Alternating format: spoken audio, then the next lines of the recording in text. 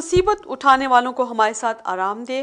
जब खुदावंद यीशु अपने कवि फरिश्तों के साथ भड़कती आग में आसमान से जाहिर होगा, और जो खुदा को नहीं पहचानते और हमारे खुदावंद यीशु की खुशखबरी को नहीं मानते उनसे बदला लेगा।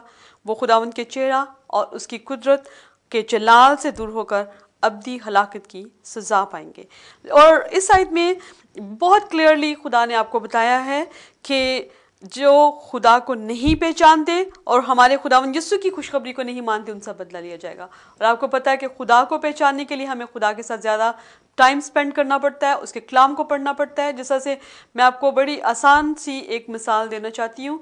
अगर हम किसी दूसरे इंसान को जानना चाहते हैं, उसके साथ पहली दफ़ा हम मिलेंगे, हम उसको सिर्फ उसका नाम पूछेंगे और उसके काम पूछेंगे, आप क्या करते हैं, आप कहाँ रहते हैं, आपके बच्चे कितने हैं।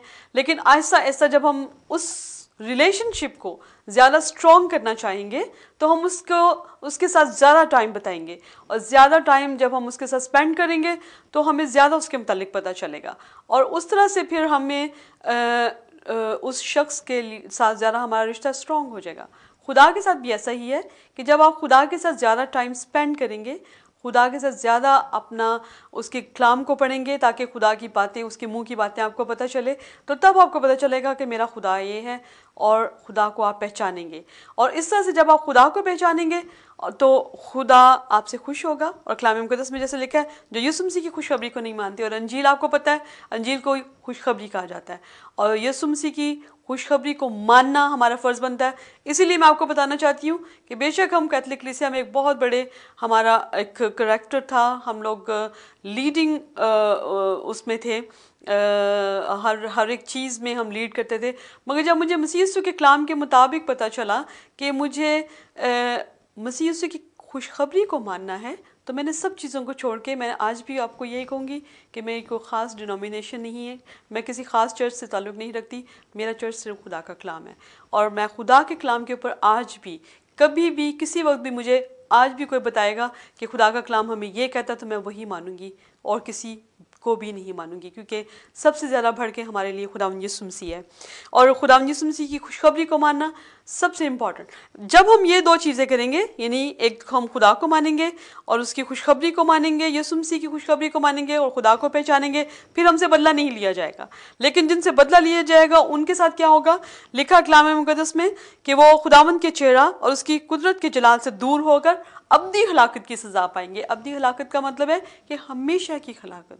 तो क्यों ना जिस तरह से आज के दिन हम लोग अपने आप को हर वक्त मसरूफ़ रखते हैं कि कोई ना कोई काम करें, ताकि हम आज फैसिलिटीज़ लेना चाहते हैं इस दुनिया में, इस ज़िंदगी में हम अपने आप को बहुत ज़्यादा खुश रखना चाहते हैं, हमारे पास हर चीज़ अच्छी होनी चाहिए।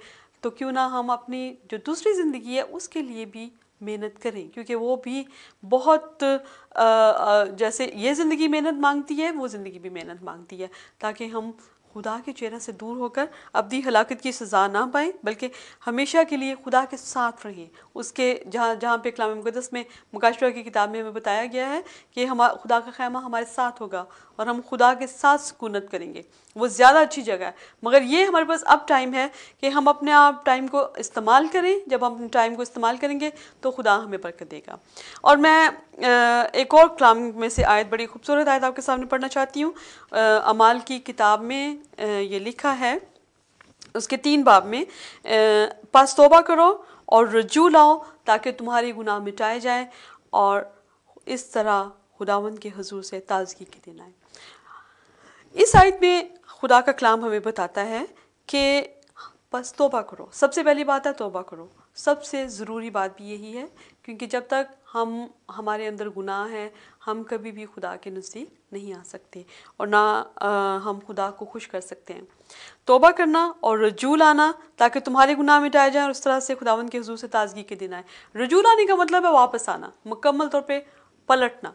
तो खुदावंद, तौबा करने के बाद आपको वापस खुदावंद की तरफ आना पड़ेगा और फिर तमाम गुनाह मिटाए जाएं और इस तरह खुदावंद के हुजूर से फिर आपके ताज़गी के दिन आएंगे और इस ज़िंदगी में भी आप अच्छी ज़िंदगी गुजारेंगे। वो यही चीज़ें आपके आखिर यानी दूसरी ज़िंदगी में भी काम आएंगी और अभी भी आपके काम आएंगी। और